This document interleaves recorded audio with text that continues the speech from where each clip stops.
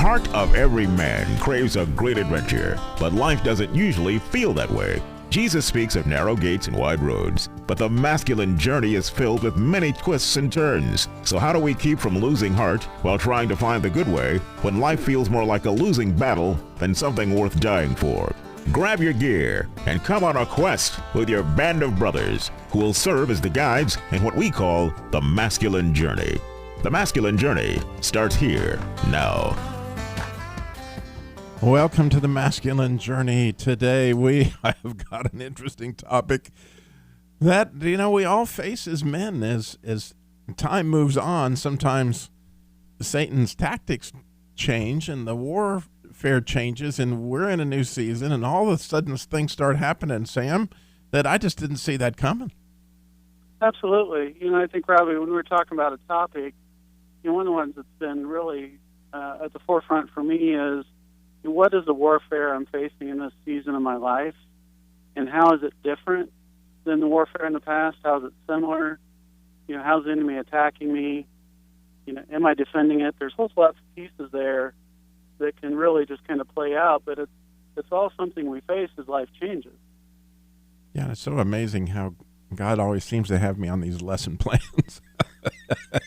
And at the same time you brought up this topic, I've been reading C.S. Lewis's first book, which is called The Pilgrim's Regress. And in that book, it's a phenomenal expression of how history shows that Satan, God will send a new message of Christianity, and people will start to make traction. Well, it won't take long before Satan will find a way to corrupt that has been working for people. And so, we find something that works as men and we stick with it because it's where we get our validation, and that's always worked for me in the past. But Satan's reading your playbook every single day, and, he begins to alter, his warfare for you, modifying what he sees as working for you with a new strategy. And then how do we face that, and how do we battle that, or do we, take to the ditch? and certainly I've been there, Sam. Have you? Oh, absolutely. I kind of find myself there a little bit now. For me, my current season has just been extremely busy, and probably the busiest I've ever been in probably almost my personal life or professional life. And with that busyness, I rarely take the time I need for God to help kind of come in and comfort me during that. And so what naturally ends up happening through that, I start battling some of the old things, looking to other things for comfort, to food, or to feel the pull towards pornography, or whatever that might be. Now I can defend those things, but if I would just seek comfort from God on the front end, I wouldn't have to battle these things on the back end, but the enemy just used an end around to get to me a different way. So our first clip today, we have John Travolta and Robin Williams in a movie called Old Dogs.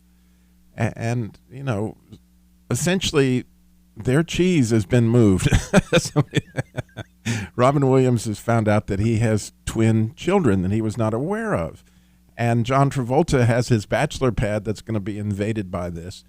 And of course, things are changing rather rapidly. And, this is the result of what you get to hear, a little humor. Man, this is my crib, man. This is where I get down. This is where I seek the 3 points. This is where I throw the TD. This isn't for kids, man. Look, that pool out there, that's got a 15-foot deep end. Look at this place. I got pointy-edged furniture. I got. Look at those spears. They probably still have poison on them. You don't want them in this house. Look, I do not lead a child-safe life, man. Is that not how I roll, Did you do this? Oh, yeah. Did you bring them in? Definitely. Why? You described this house as being a dangerous place for kids, so I hired the best child-proofers there are. The tall guy over there, he was a civil engineer. What kind of a civil engineer would be baby-proofing a house? Failed one, sir. I'm a failed civil engineer. I got a lot of bad road behind me, a lot of potholes. That is why I'm going to be extra vigilant in protecting your children. They're 7, okay? And they're his kids. That's true. That's progressive, and I'm all for it. Oh, come on. Now, even I know you do not baby-proof a house for a 7-year-old. Oh. What about the 15-foot deep end? I mean, sir, you got a flamethrower for a fireplace. You know, it's a fashion. It's a style. The spears? What kind of guy buys poison-tipped spears? 1,000 years ago, they were poison. I don't know if they're poison now. You bought those 1,000 years ago? No, they're... You expect me to believe that? You designed this house of horrors. You brought the kids to this house. Stop it. Don't eat that. Those are dog treats. Yeah, the reason why the guy didn't know that they were dog treats is because they'd eaten John Travolta's prize salmon that he had in the refrigerator, and he goes, "Well, I couldn't tell because of my mouth." Salmon. Things change, don't they? And we're blessed to have Sean back with us today in the studio, and Sean. You're a younger man, but things they keep changing at you. Every time you think you figure, oh, I got a leg up on this, Satan's got a new wrinkle for you. Oh yeah, that's indeed the truth, Robbie. I find myself in a season every day, pretty much. Especially, I want to say, not even more than a year ago, I found myself in a battling season with myself, and how that went was thinking that I'm good. I'm good. I'm fine. I don't need anything. I've got everything I want, everything I need. God's provided me with everything. So, what else do I need? But I also battled a lot of anger issues, a lot of, irritability, going in and out of, somewhat depression. Not as bad as a lot of people, suffer with, but there was always that little bit. Getting closer to God, I was able to find ways to battle these and fight off these horrific things that would pretty much control me, challenge me on a day-to-day basis. Well, now that I've found ways of taking care of myself, I know now that there's a bigger world out there. It's not just me, and I've got family, I've got loved ones, I've got people who take care of me, people I got to take care of, and I'm now seeing their battles, and it's switched to them. It's switched to them, but it's attacking me as well. So it's still against me, but it's just a different season in how I have to basically walk up on that front line and find a different way to protect those who I love. The devil... I think it's one of those kind of like superhero things. You always wear a mask because you don't want your loved ones to be attacked. Well, once you take that mask off and, he sees who you really are, and with me, I'm just trying to be who God's image is, he now sees that I want to walk with God, and he's going to attack the ones I love. And see, Sean's on one end of the spectrum, Harold's on the other. Okay, so here we go with another AIDS joke. No, I wasn't going there. I was thought just you were supposed to be my friend. I was just going to point out that, stuff changed for you at the point in time, you were working and all these things happened, and then all of a sudden, oh, yeah. one day you got Hey, that. Robbie? Yeah. This would be a great time for MacArthur Club if we have time, because that's about Harold's age, right? It actually, it predates him just a little bit, but it's right in there. It's right in there, and it would be a good time for the MacArthur clip. But we'll have to save it because we don't have time. So, Harold, you're going to have to just share what happened here a few years ago for you. Well, being a little guy, I mentioned in a previous program, I tend to be a little bit combative. And when I was put out to pasture, involuntarily, although I was already on Social Security, but I wanted to keep working. Well, to clarify that for our listeners, he worked for Ingersoll, and he was a computer programmer, a wonderful computer programmer, but the day came where they thought... Yeah, they outsourced our jobs to a company from India, and so I was retired. Well, I had spent over 40 years solving problems, and when I got home, I started solving problems. But my sweetheart did not really think that they were problems. Being the nerdy type, I could get twice as much stuff in the dishwasher as she could. And the clothes washing, I knew how to do that better as well. So it led to some some problems. As a matter of fact, we actually went to counseling, and it was a misunderstanding between the two of us. She saw it as a personal criticism.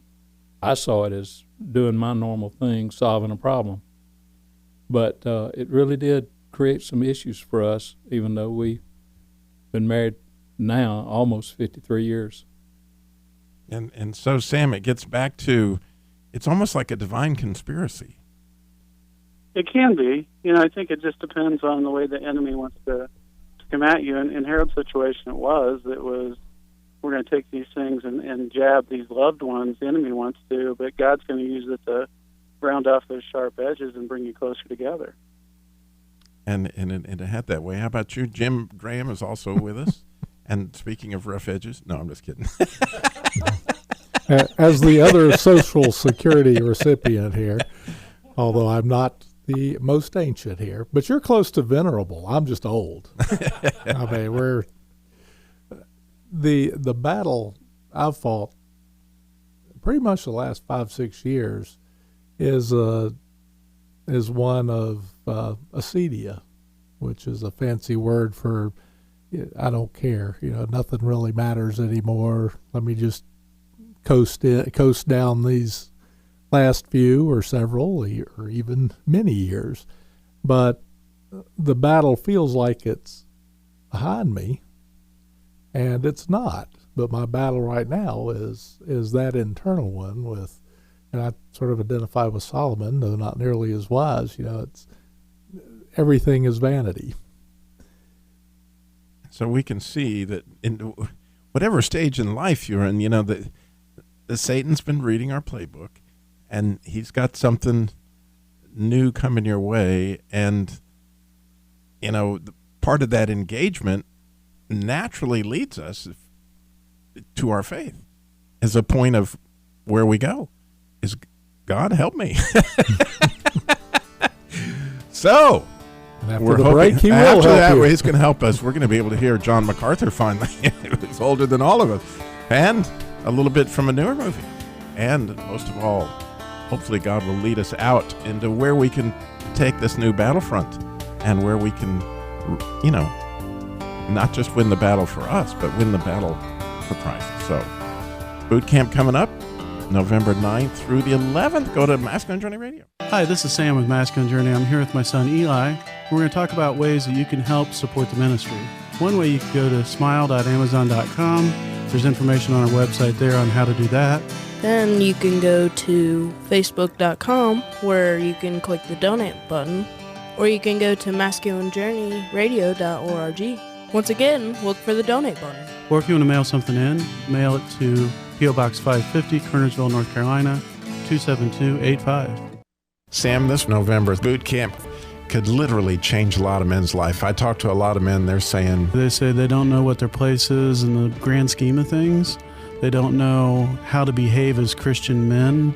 God designed us for freedom, and it's coming up at this boot camp. It is. Go to masculinejourneyradio.org to register now. Just $169 early bird pricing for 4 amazing days. Go to masculinejourneyradio.org. Register now.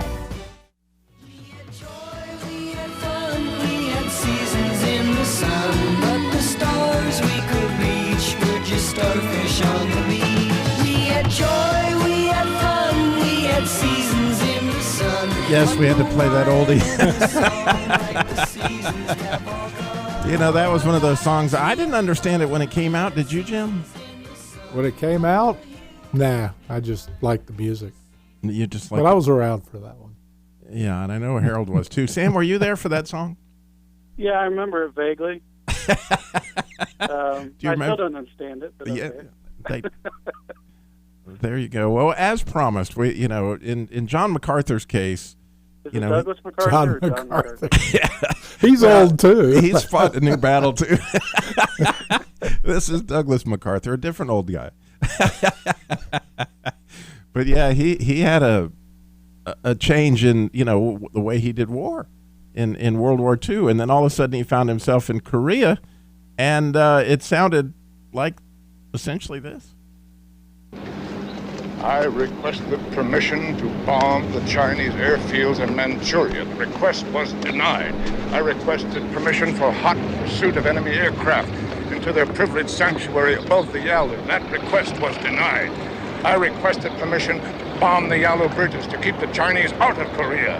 They said, you might bomb the southern half of the bridges only. In my 50 years of military service, I have never learned how to bomb half a bridge. It's the most imbecilic order ever given to a commander in the field. There's appeasement. Unless some positive and immediate action can be taken, we should withdraw our forces to Japan. Forgive me, sir, but there are some of those back home who believe that it's possible to regain the offensive without danger of widening the war.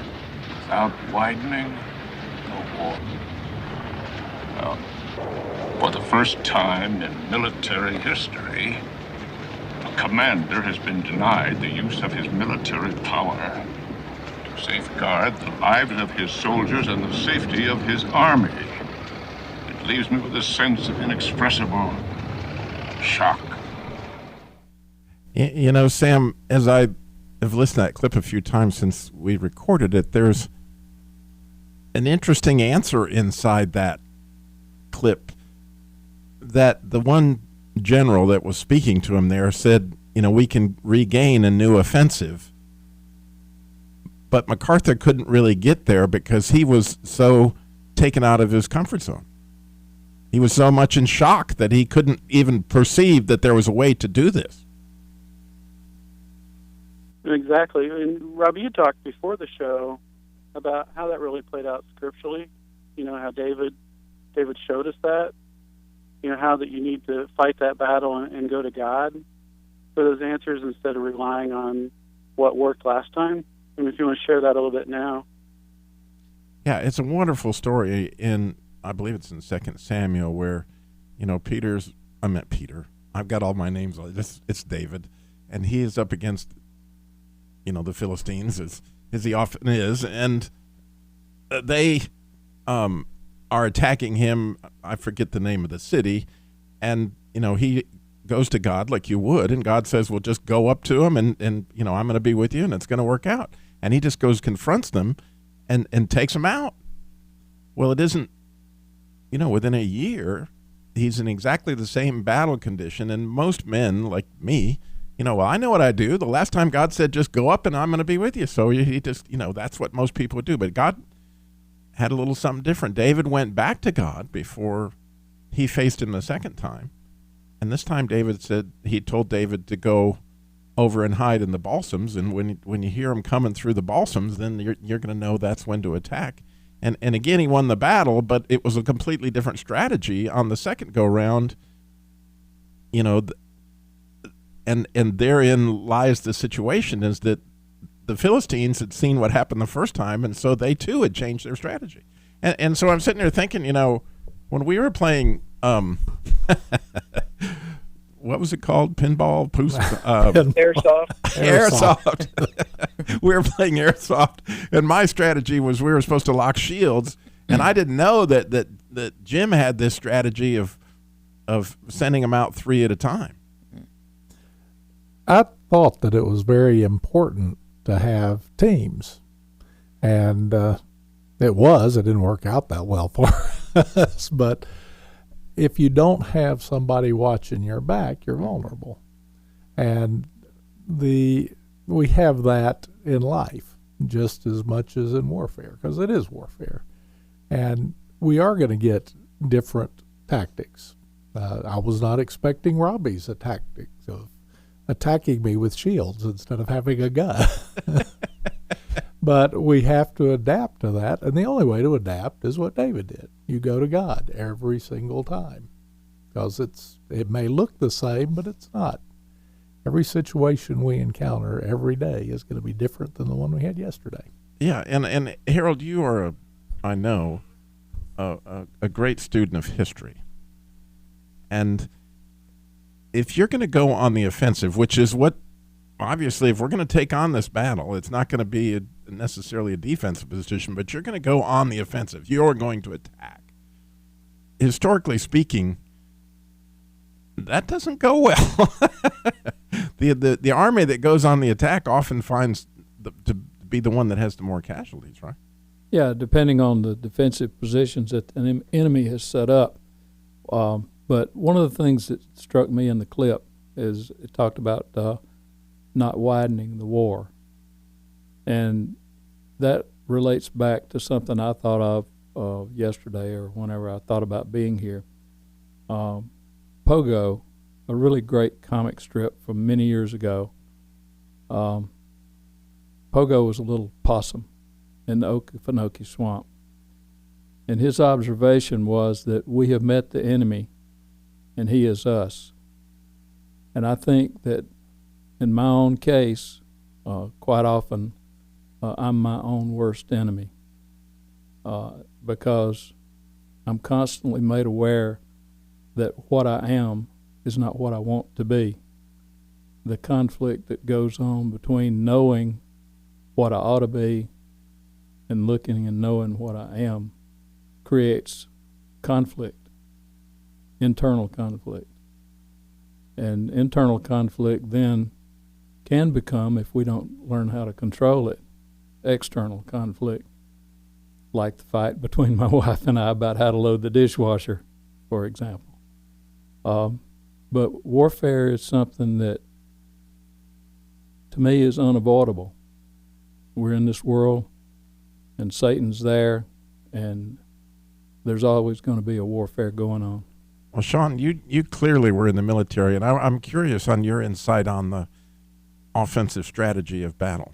Well, you know, as soon as you brought that up, I thought about the men's boot camp that we just had and how we played, you know, that night we watched Hacksaw Ridge. First time I've ever seen it. Heard many, many great things about it. You know, true story, which makes it, I don't want to say even better because that's kind of morbid, but in a sense, it does make it a lot better. But you said, you know, when we go on the offensive, we take the most casualties. Well, if you've never seen Hacksaw Ridge, then a quick synopsis of it is, you know, a believer of God joins the military to protect his brothers, but, you know, won't put up arms. But he goes out there as a medic so that he can save the lives. And what do? They climb this little rope ladder. They take attack after attack after attack after attack. And, you know, finally they're like, hey, we got to get out of here. And Sam, what was the guy's name? Can't remember. Robbie, do you remember? That's horrible. You're the young one. You should remember. Oh God. Hey, I'm taking vitamins for it was a conscientious objector guy who was a medic. So, you know, he says, God, what do you want me to do? And he hears his brother cry out. And Desmond Doss. There you go, Desmond Doss. And what does he do? He goes out and he takes a different tactic than going in on them full force, and he goes in there by himself and he rescues over 100 men. You know, and this is one guy who followed the faith of God, asked him, we tried this, now what else can I do? And God said, go get your brothers. And one more at a time. And one at a time. That was kind of an accent to what I said earlier. All you can do is what you've got in front of you at that moment. And he kept asking, you know, Lord, just one more. And if we can do that in our lives, we won't fall into the traps that are being laid for us. And that was something, Sam, I learned at my first encounter with paintball before we got to airsoft, was that my immediate natural tendency under fire is to hide. I mean, but the exhilaration of actually going on the attack, there is really nothing quite like that. And it's something that really gives you a feeling that you're actually doing something about what the situation is rather than sitting back and just taking it. But when you do that, you expose yourself, and wow, there's a lot to learn on this topic. There is, and after watching you play both of those, I think we'll have to get a marshmallow gun next time. Because you die off it early. I'll bring the potato launcher. Robbie, I think you're right. It does do some things. And the question I have for you guys, if I have just a few moments, is the thought of what happens if I don't rise up and fight this battle in the new season? What's affected? Who's affected? What's the outcome of that? Well, for me, I got a simple little story that the other night, I got really, really sick, and so sick that I couldn't go. That was the night of the snowstorm, and my daughter needed picked up at the Chick-fil-A, and I tried my best, and I could not physically get out to go pick her up at the Chick-fil-A. It's snowing like crazy. So my wife says, I'm going to go, and I finally let her go. I died 1,000 deaths that night as I laid in the bed. I was too sick to get out of bed, but worrying about my wife who was in the snow and whatever, and I would rather be out there totally exposed to whatever the enemy has and have to die a coward's death of, thinking what if I would have just done what I knew to do, what was in front of me, it would have made all the difference, Sam. Sounds like a Braveheart clip to me. Although it was... And, Rob, you said the other night, this is May. Well, it was, for some of us, time's flying by. But you could join us and talk about flying. It's November before we know it. Another boot camp, November 9th through the 11th. Go to masculinejourneyradio.org.